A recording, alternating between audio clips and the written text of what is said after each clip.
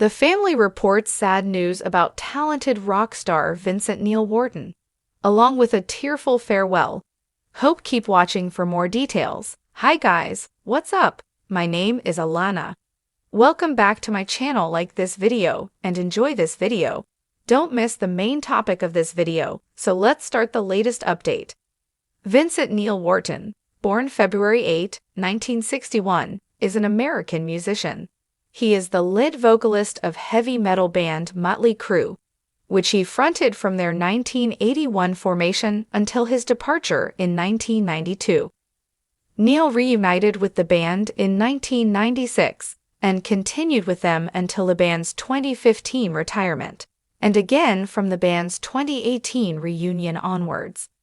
Outside of Motley Crue, Neil has also released 3 studio albums as a solo artist, the most recent of which, Tattoos and Tequila, was released in 2010. Although his later life has seen media focus more on his poor live performances and offstage controversy, Neil's visual aesthetic and distinctive singing voice are still considered synonymous with the American glam metal movement of the 1980s.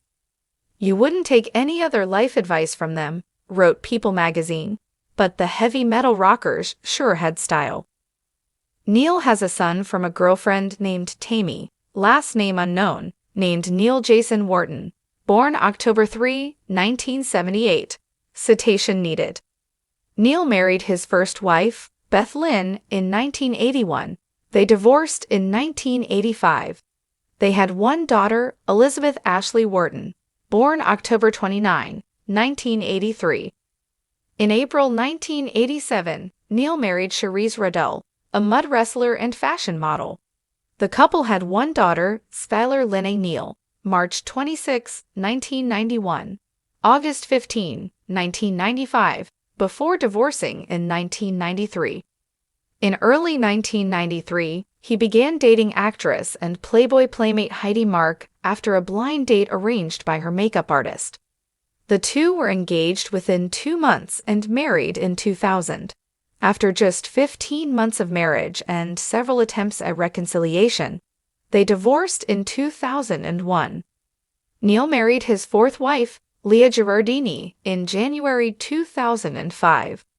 The ceremony was officiated by MC Hammer, an ordained minister and fellow cast member on The Surreal Life. In 2010, Neil announced their separation. During the 1980s, with Motley Crue's rising fame, Neil, along with his bandmates, was well known for using drugs, mostly cocaine, LSD, and heroin, which bandmate Nikki Sixx became addicted to. However, during an interview in 2015, Neil stated he had been using cocaine even before joining the band, and like Sixx before him, became addicted to cocaine and heroin. Neil, as did his bandmates, went to rehab due to excessive usage of drugs. In late 1984, Finnish hard rock band Hanoi Rocks was on their second American tour and their first to reach California. The 2 gigs meant to be held in Los Angeles sold out in only 20 minutes. On the day they arrived in Los Angeles, December 8, Hanoi Rocks drummer Nicholas Razzle Dingley and the other members of the band, with the exception of singer Michael Monroe, who was recovering from a fractured ankle, visited Neil's home and spent the day in Redondo Beach. After partying for hours, Neil and Razzle decided to visit to a local liquor store in Neil's Di Tommaso Pantera. Neil, who was drunk, lost control of the car and hit an oncoming vehicle. The 2 occupants of the other car were seriously injured and suffered brain damage, and Dingley was killed. Neil was charged with vehicular manslaughter and driving under the influence of alcohol in connection with the crash. His blood alcohol content was 0.17, well above the California legal limit at that time of 0.10. In September 1985, Los Angeles County Superior Court Judge Edward Hines Jr. sentenced Neil to 30 days in jail and 5 years probation. Neil was ordered to pay $2.6 million in restitution to the victims of the crash and undertake 200 hours of community service. Neil was paroled after serving 15 days in jail for good behavior. Mötley Crüe dedicated their third studio album, Theater of Pain, to Razzle. Neil was arrested in 2002 for punching record producer Michael Schumann in a nightclub parking lot. He was ordered to pay restitution and undertake community service. Skylar Linney, Neil's rocker dad Vince Neil, struggled accepting her death. Skylar Linney Neil was 4 years old when she lost her battle with a severe form of cancer. Her father, former Mötley Crüe frontman Vince Neil, did his best to stay strong and positive while she fought the disease. Skylar Linney Neil drew her first breath in Los Angeles, California, on March 16, 1991, born to rock star Vince Neil and his second wife Charisse Riddell. She was the couple's first child and her father's third, following his first estranged from his elder kids. But as drastic changes occurred following Skylar's arrival, being fired from Mötley Crüe and divorcing Charisse, he committed more to being a present dad. The singer grew quite close to his youngest daughter. Skylar Linney, Neil's dad, bought a beach house for her comfort. Skylar's parents divorced when she was around 3. Her dad received visitation rights as part of their divorce agreement, so she would spend time with him whenever he wasn't on tour. Vince soon realized, however, that hotel visits weren't so ideal. "I decided it would be better for her if I had a house. Visiting me at a hotel was never much fun for a 3-year-old, he wrote in his 2010 biography, Tattoos and Tequila, to hell and back with one of rock's most notorious frontmen.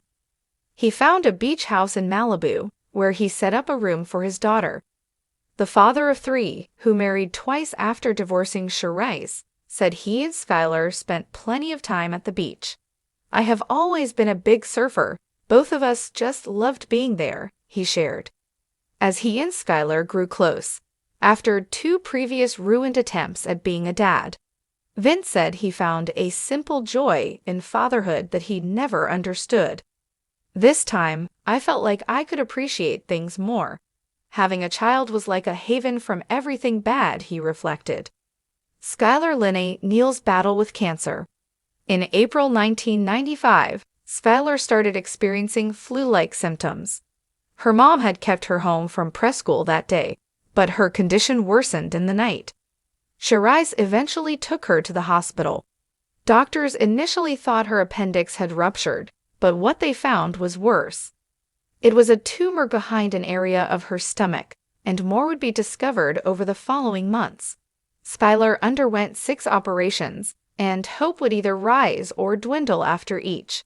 As the cancer took hold, she began losing her hair. Vince said she complained that she looked like a boy, but he insisted, "No, honey, you're still beautiful." In the early stages of her battle with the disease, Skylar often asked when she could go home. Her dad got used to the question, so his automatic response was always, "Soon, honey." One morning, though, it was evident she had come to a realization. She looked up at me with the most grown-up look in her eyes, and she said, "Daddy, I'm never going home, am I?" Vince recalled. Skylar Linney Neil's death and her dad on navigating his grief. On her last night at the hospital, as her vital signs began dropping, Skylar's mom sat by her bedside, playing Skylar's song, a tune Vince, now dating Rain Hannah, had made her during those difficult months. "Don't be scared, sweetie. Go to sleep now. It's all right," Charisse told Skylar. The little one died minutes later. Vince arrived at the hospital a short while later. The artist was crushed that he never had a chance to say goodbye or tell Skylar he loved her one more time. In his biography, he said he missed her funeral. "There was no way I could go at that point. I was in no condition, even I knew that," he wrote. A few months after she passed away, he said he went out of town, running away from reality. Eventually, he stopped and realized he couldn't run any longer. He went to rehab, where instead of receiving treatment for drugs or alcohol, he dealt with his grief. The people who helped him suggested he write a letter to Skylar and lit it on fire. "I sat there watching the smoke drift up into the air," Vince recalled. Burning the letter began his journey to accepting that Skylar was gone. Upon his return from rehab, he visited her grave for the first time. At that point, he was no longer overwhelmed by emotion. Instead, Vince talked with Skylar, reminiscing about their old jokes. His memory of her remained strong. In 2019, he posted a photo of her sitting on his shoulders and pointing forward. "Miss you," he captioned. "Thanks."